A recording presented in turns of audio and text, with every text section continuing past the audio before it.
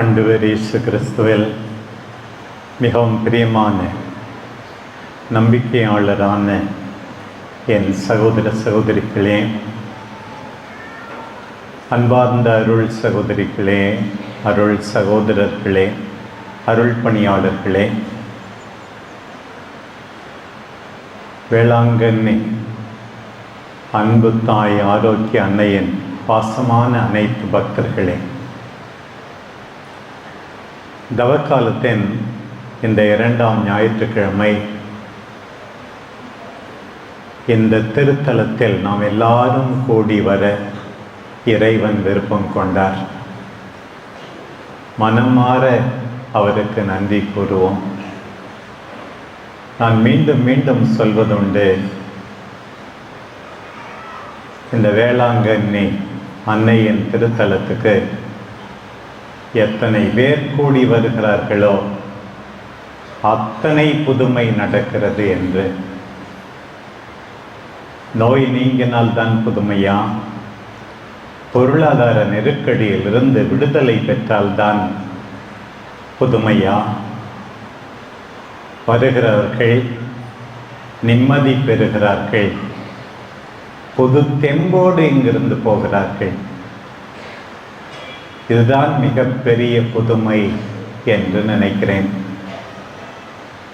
பிரியமானவர்களே, என்னுடைய முதல் வாழ்த்து, முதல் ஆசை, உங்கள் இதயம் விரும்பி தேடுவதை உங்கள் மகிழ்ச்சிக்காக, மன நிறைவுக்காக நீங்கள் எல்லாரும் அன்பு தாய் ஆரோக்கிய தாயின் பரிந்துரையால் பெற்றுக்கொள்ள வேண்டும் என்பதுதான்.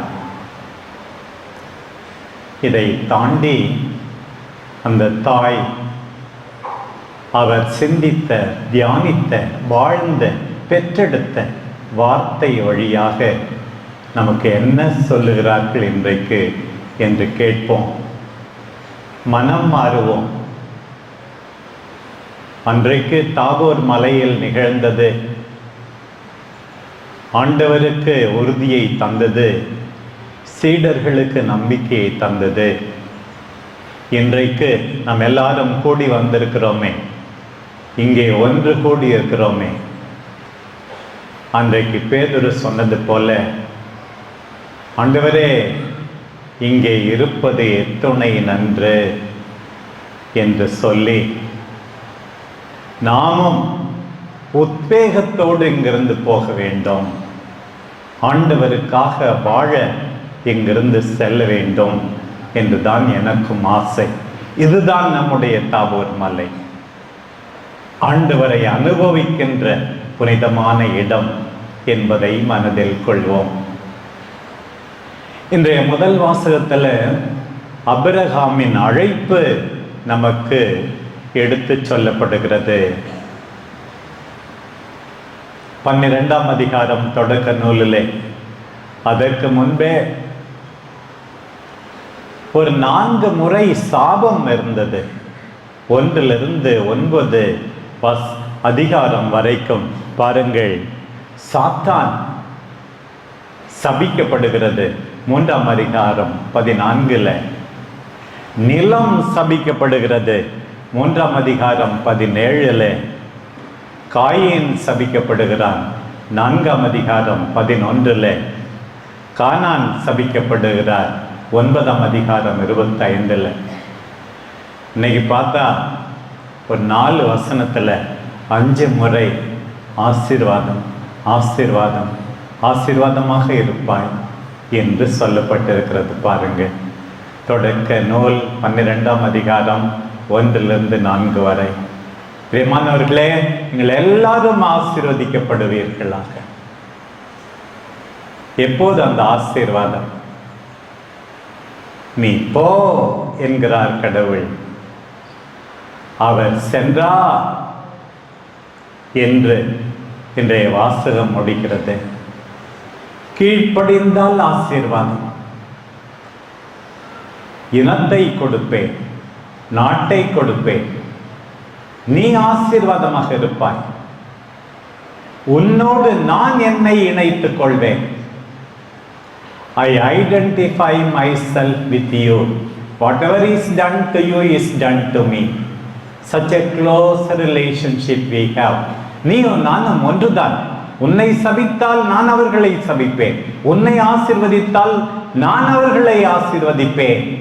நீயே ஆசீர்வாதமாக விளங்குவாய். வேளாங்கண்ணிக்கு வந்தா போதாது, மாதா நமக்கு ஆசீர்வாதம். பிரியமான சகோதர சகோதரிகளே, நாம் எல்லாரும் இங்கிருந்து நம் வீட்டுக்கு, நம் ஊருக்கு, நாம் சந்திக்கின்ற மக்களுக்கு, நம்மோடு பணிபுரிபவர்களுக்கு ஆசீர்வாதமாக மாற வேண்டும். அதுதான் நம்முடைய அழைப்பு, அபிரகாமின் அழைப்பு. நான் அபிரகாமை பற்றி மட்டுமே பல முறை பல நாட்கள் பேசியிருக்கிறேன் தியானத்தினோட.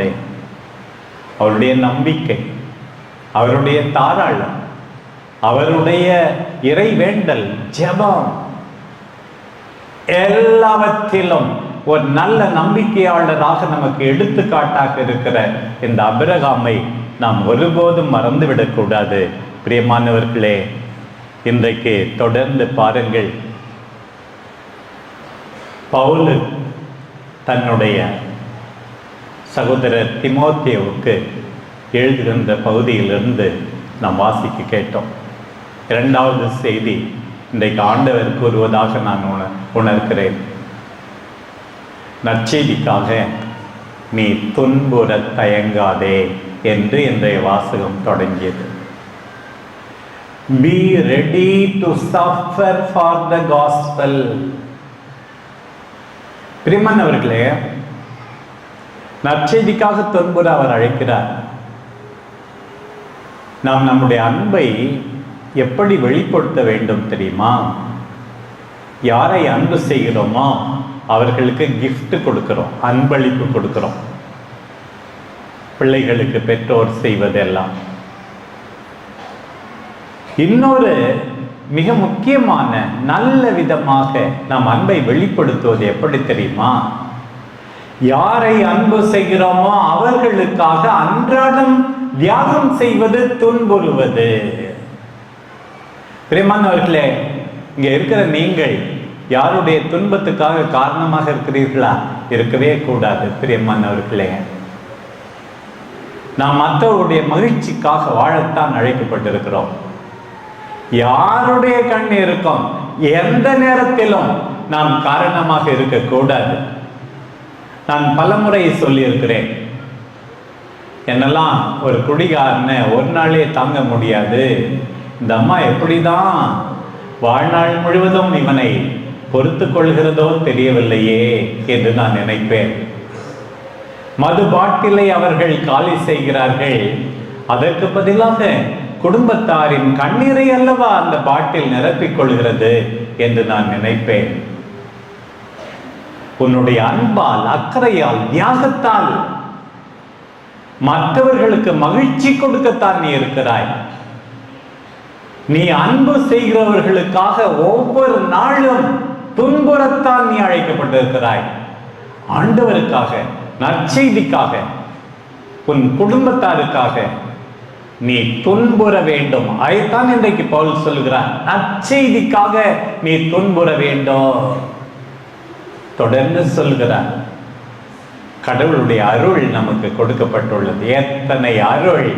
பிரியமானவர்களே, நம்ம எல்லாருக்கும் கிடைத்திருக்கிறது. நம்முடைய உயிர், நம்முடைய நம்பிக்கை, நம்முடைய உருவாக்கம், நம்முடைய குடும்பம், நம்முடைய திறமைகள், இவையெல்லாம் ஆண்டவரின் பாதத்திலே வந்து நான் இவற்றையெல்லாம் சொல்வேன். ஒரு விதத்தில் தண்ணீராக இருக்கலாம்.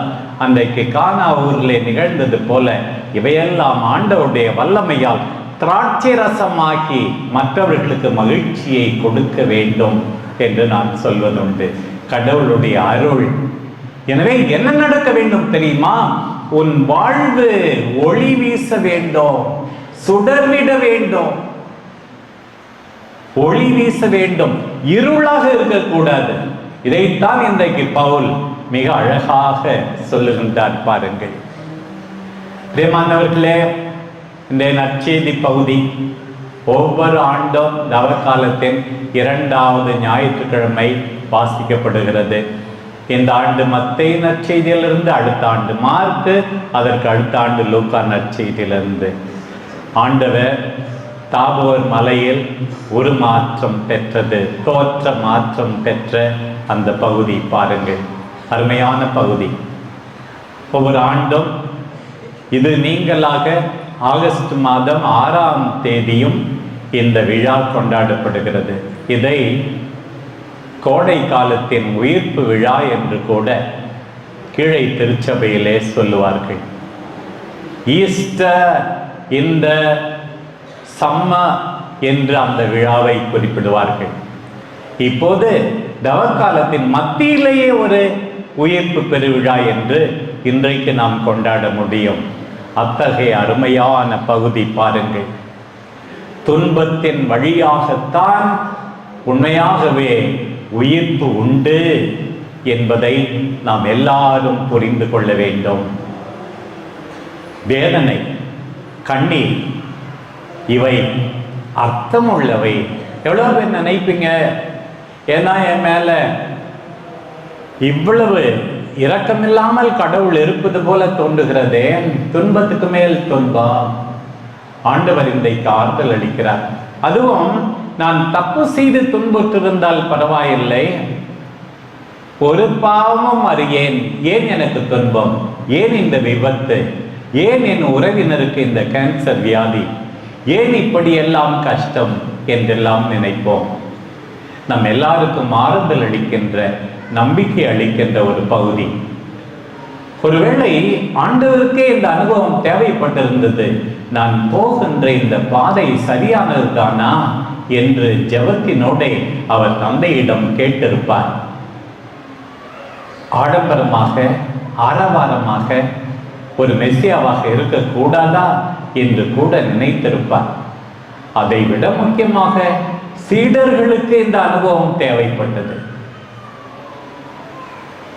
யார் என்று மக்கள் சொல்லுகிறார்கள் என்று கேட்டார், ஏதேதோ சொன்னார்கள். நீங்கள் யார் என்று கேட்டார். பேதுரு அவர்களின் பிரதிநிதியாக மெஸ்ஸியா என்று அறிக்கையிட்டார். எப்படிப்பட்ட மெஸ்ஸியா என்று ஆண்டவர் சொன்னார், துன்புற வேண்டும், பாடுகள் பலப்பட வேண்டும், 3ஆம் நாள் உயிர்ப்பார். கடைசியாக சொன்னதை அவர் உற்று பார்க்கவில்லை போல் இருக்கிறது. தனியே அழைத்து